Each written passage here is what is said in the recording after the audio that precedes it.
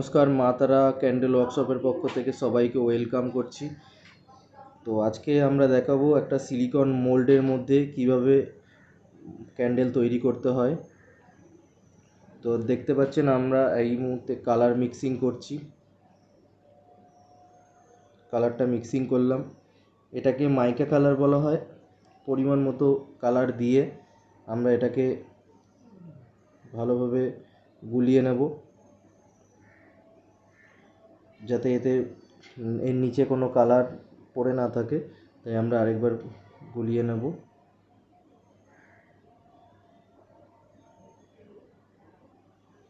এটাকে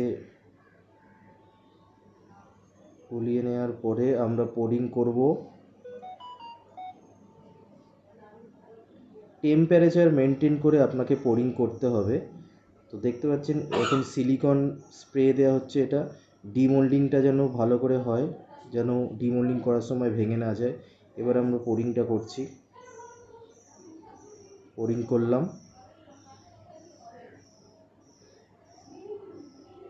পোরিং হয়ে যাওয়ার পরে উইকটাকে আমাদের সোজা করে দিতে হবে।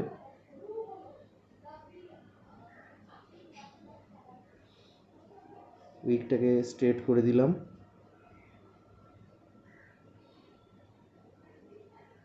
এরপরে আমরা ডিমোল্ডিং করব।